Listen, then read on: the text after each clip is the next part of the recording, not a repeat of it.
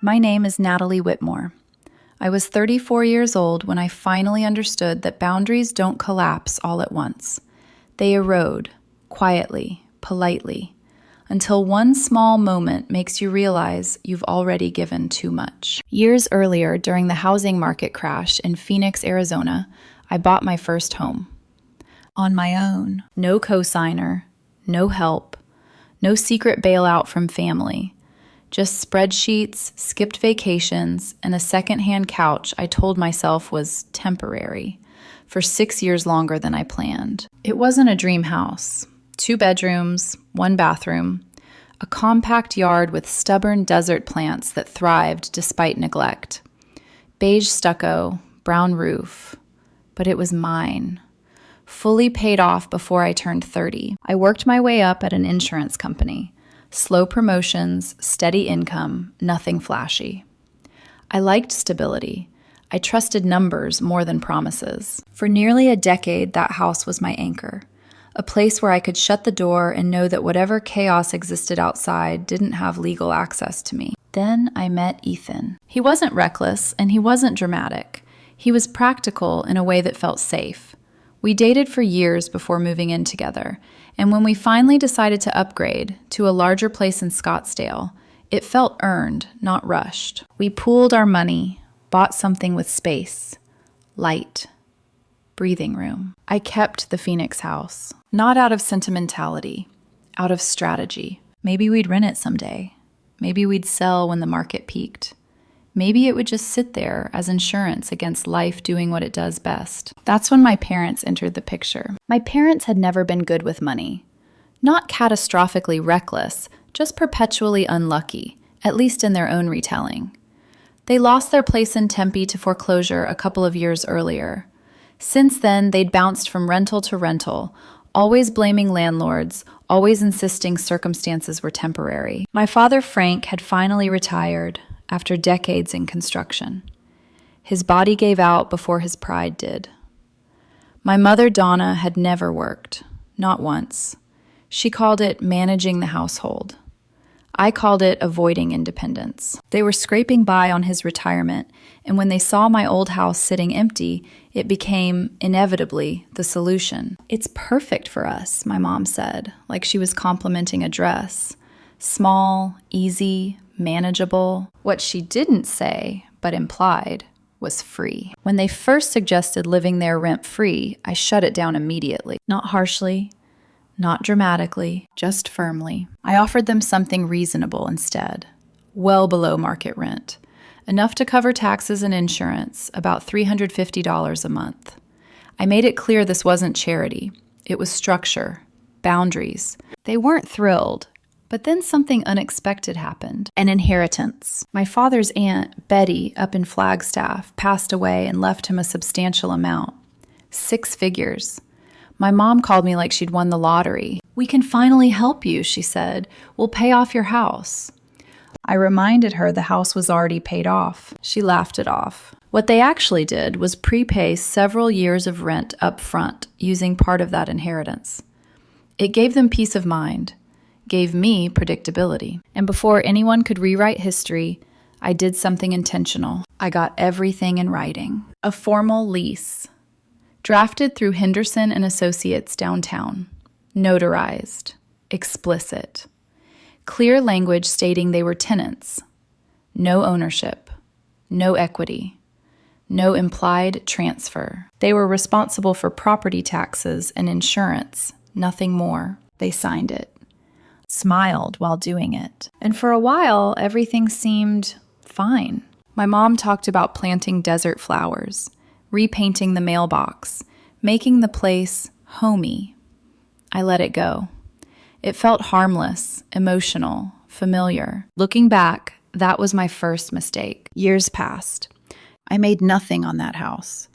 The Phoenix rental market exploded, and I watched comparable places triple in rent while my parents paid less than a cable bill. But they were family, so I didn't touch the arrangement until insurance went up. Not dramatically, not unfairly. $4. That was it. I called my mom to give her a heads up. expecting mild annoyance at worst. Instead, she exploded. Accusations flew: greed, exploitation, betrayal. She insisted they had paid off the house, that they deserved stability, that I was profiting off my own parents. I calmly corrected her. She didn't hear me. By the time she threatened court, something shifted inside me. Not anger, clarity.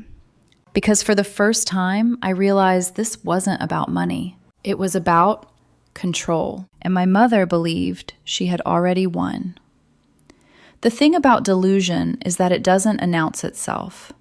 It arrives disguised as confidence. After that first call about the $4 increase, I assumed, naively, that my mom would cool off, that she'd replay the conversation in her head, hear how unhinged it sounded, maybe even feel embarrassed. That didn't happen. Instead, my phone became a dumping ground for her emotions. Text after text, long paragraphs, voice memos she knew I hated.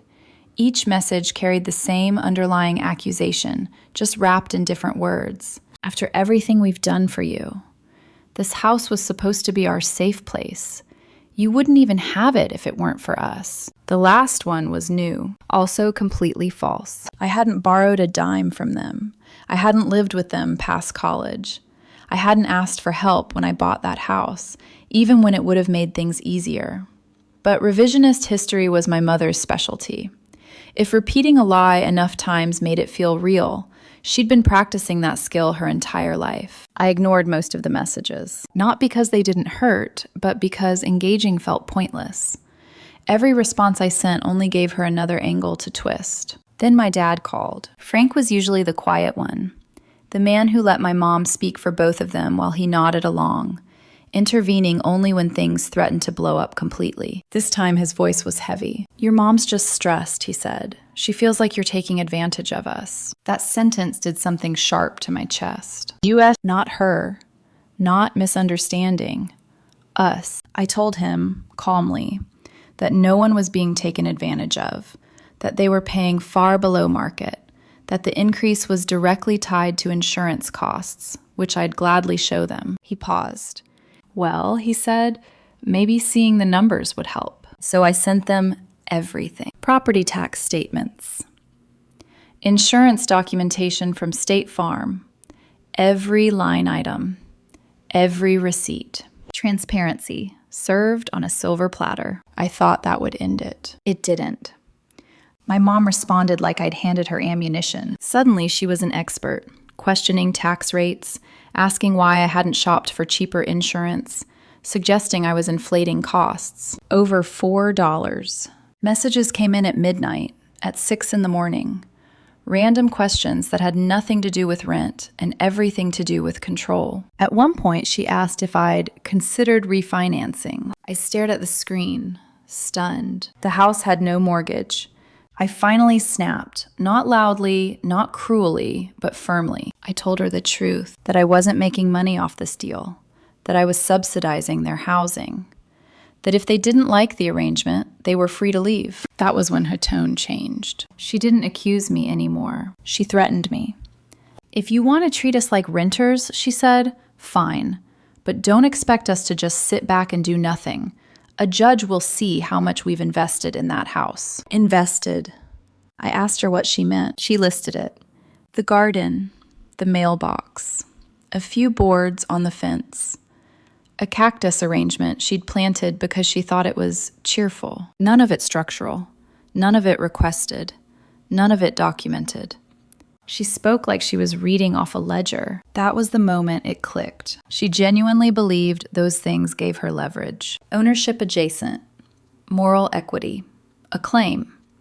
I reminded her, again, that they were tenants, that they signed a lease, that I was the only one on the deed. She didn't care. "We've lived there for years," she said. "It's our home. You're not just going to kick us out." "I'm not kicking you out," I replied. "I'm asking for $4. She laughed, not humorously, bitterly. "We'll see what the court says." I almost laughed back. Over $4? I told her, calmly, that if she truly believed she had a case, she was welcome to pursue it. I didn't raise my voice. I didn't insult her. I was done arguing reality with someone committed to fantasy. That should have been the end. Instead, it was the escalation. The next message she sent was long, meticulous, a list of everything they'd done to make the house livable. Replacing a garden hose, hammering in a loose fence board, planting flowers. I read it twice. Then I laughed.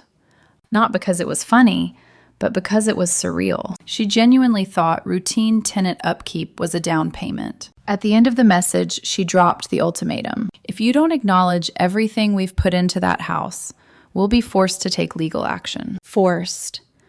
As if I'd left her no choice but to sue her own daughter. After that, silence. No texts, no calls, no guilt-laced voicemails. At first, I felt relieved, then uneasy, because silence was never surrender with my mother. It was strategy. The silence lasted exactly 8 days. Not the peaceful kind, not the healing kind, the kind that hums in the background of your life, like a power line you can't see but know is there, waiting for something to snap. I didn't reach out. Neither did Ethan. We both knew better. My mother used silence the way some people used raised voices. It wasn't absence. It was a pause before impact. On the 9th day, my dad called. Frank never called unless something was wrong, or unless my mom had decided that her next move required a witness. "We should talk," he said. His voice was tight, controlled. Face to face, like adults. The phrasing bothered me. Not can we talk, but we should. I hesitated. Every instinct told me this wasn't going to resolve anything, but a small, hopeful part of me, the daughter part, wanted to believe that maybe, just maybe, they'd stepped back, realized how far this had gone. Against my better judgment, I agreed. We met at a Denny's on Camelback Road, neutral territory, public. Bright lights and laminated menus that didn't invite dramatics. When I walked in, I spotted them immediately. My mom sat stiffly in the booth, arms crossed, jaw set. My dad stared down at the menu like it might offer him an escape route. I slid into the seat across from them. "Hey," I said. My mom didn't respond. She waited until the waitress left, then launched in. "I can't believe you've let this go so far," she said. "All over $4. I let her talk. Years of therapy had taught me that interrupting her only escalated things. She spoke in sweeping accusations, how they'd sacrificed for me, how the house was supposed to be their safe place, how I'd betrayed them. When she finally paused for breath, I spoke. "Mom, this isn't your house," I said evenly.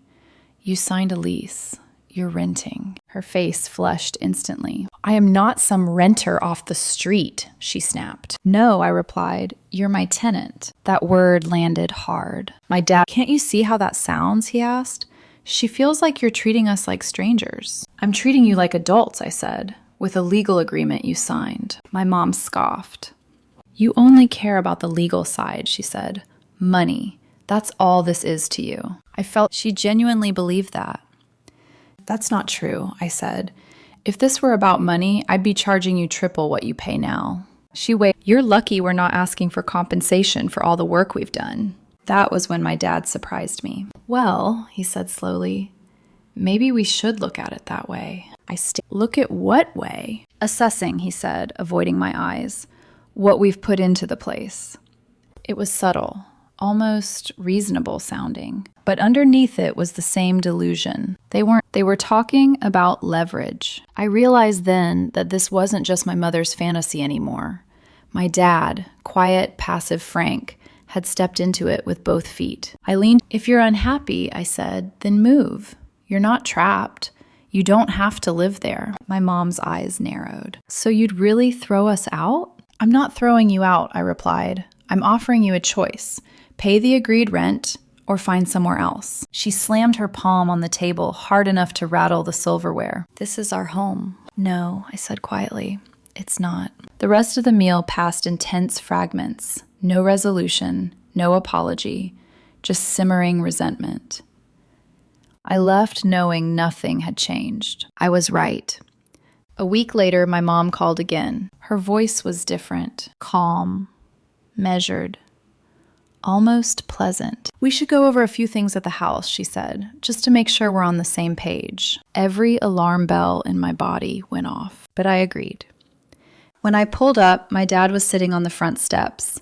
He looked nervous, older than I remembered. Inside, my mom stood in the living room with a stack of papers. She launched into a rehearsed speech, acknowledging that the house was mine on paper, but insisting they'd invested too much to be treated like tenants. Then she slid the papers toward me. Estimates.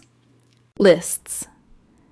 Costs she'd assigned to everything from landscaping to fence repairs. It was absurd. I flipped through them slowly, disbelief turning into something sharper. "Mom," I asked, "what are you trying to do here?" She met my eyes. "Protect ourselves," she said, "in case this goes to court." There it was. The threat made flesh. Then she made her real demand. Partial ownership. As a gesture of goodwill, I laughed, not kindly. "No," I said. "Absolutely not." Her face hardened. "Then we're done paying rent." I stared at her. She was daring me. I stood.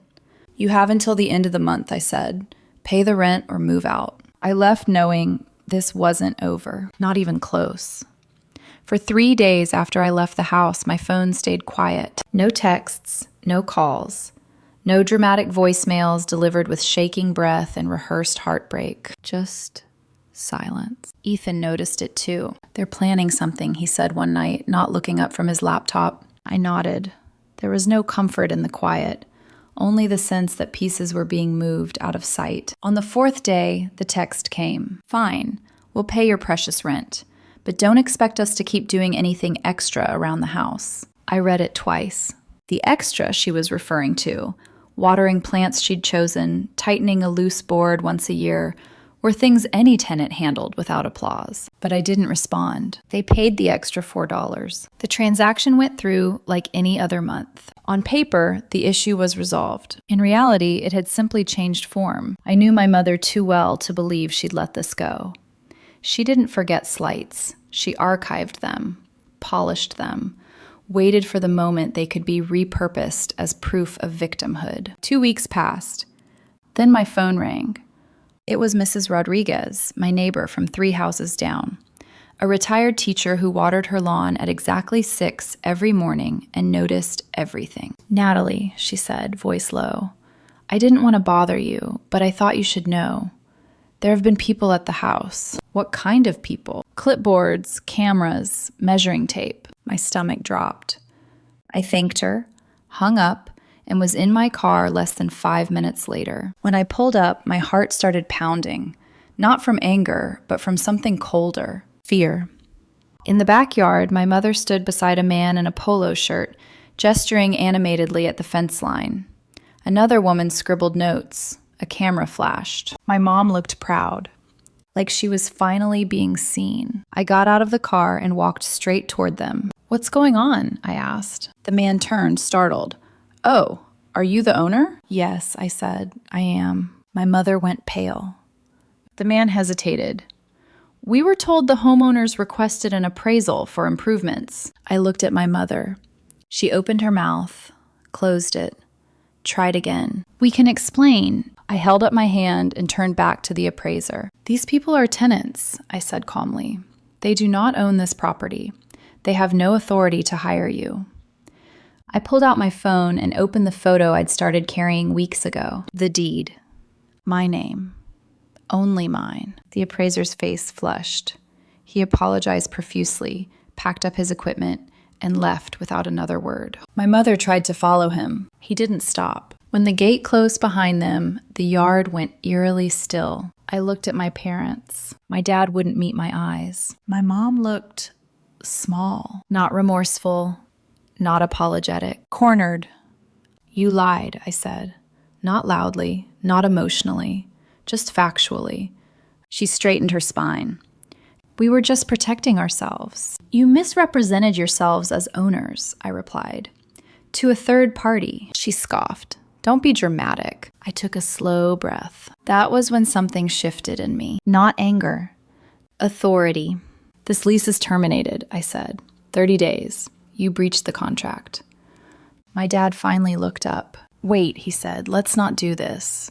I shook my head. You crossed a line. My mother's face twisted through shock, rage, desperation. You wouldn't, she said. You wouldn't evict your own parents. I met her gaze steadily. You already decided this wasn't about being family, I said. You made it about ownership. Silence fell between us. Not the strategic kind. The final kind. They moved out 2 weeks later. No court case, no dramatic showdown, just boxes, a rented truck, a goodbye that felt more like an ending than a pause. As I locked the door behind them for the last time, I didn't feel triumphant. I felt peaceful, because sometimes the strongest move isn't yelling. It's enforcing consequences. The house was empty in a way that felt unfamiliar, not abandoned, just cleared. Like a breath held too long, finally released. I walked through it slowly the first time after they left. The desert flowers my mom planted were already wilting. The mailbox she'd been so proud of leaned slightly to one side. The cactus garden looked exactly like what it was, decorative, temporary, never rooted deeply enough to last without constant attention. I didn't rush to fix anything. For the first time in years, there was no urgency tied to that house, no tension humming beneath the walls, no emotional claim lingering in the air, just silence. Ethan came with me the second time. He didn't say much, just squeezed my hand when we stood in the doorway, surveying the space. You okay? He asked. I thought about it. I think I finally am, I said. The aftermath wasn't dramatic. There were no tearful voicemails, no last-ditch legal threats, no surprise court filings. My parents didn't fight the eviction. That was the part that surprised me most. They left quietly, as if once the illusion of control shattered, there was nothing left to cling to. No narrative where they were righteous victims, battling a greedy daughter. No courtroom where my mother could perform her suffering. Reality offered no audience. A week after they moved out, my dad called. His voice sounded older, smaller. I just wanted to let you know we found a place, he said. A small apartment, month to month. That's good, I replied. There was a pause. I wish things hadn't gone this way, he added. So did I. But wishes don't undo choices. I hope it works out for you, I said, and I meant it. We hung up without resolution, without apology, without reconciliation. And for the first time, that didn't feel like failure. It felt like acceptance. Over the next month, I repainted the interior. Neutral colors, clean lines, no emotional fingerprints. I hired a property manager and listed it at market rate. Within a week, it was rented to strangers who signed the lease, paid on time, and never once suggested they deserved ownership because they'd watered the plants. The contrast was jarring and clarifying. I realized how much energy I'd spent negotiating my parents' feelings, softening language, over-explaining, compromising past the point of reason. I'd mistaken endurance for loyalty. I saw my mom once more, months later, at a family gathering I almost didn't attend. She looked different, not fragile. Contained. She nodded at me. No hug, no confrontation, no apology, just acknowledgement. I nodded back. We existed in the same space without pretending everything was fine, and that was enough. Driving home that night, I thought about the moment that had changed everything. Not the yelling, not the threats, not the diner confrontation. It was the appraiser, the lie exposed in daylight. The instant my mother realized the story she'd built couldn't survive contact with reality. I hadn't raised my voice. I hadn't argued. I'd simply stated the truth and enforced it. People talk about strength like it's loud, like it has to dominate the room to be real. But sometimes strength is quiet. Sometimes it looks like paperwork, like deadlines, like consequences delivered without malice. I didn't win. I reclaimed my house, my boundaries, my peace. And I learned something I wish I'd understood sooner. Love doesn't require surrender. Family doesn't get to rewrite contracts. And silence, when chosen deliberately, can be the loudest statement of all.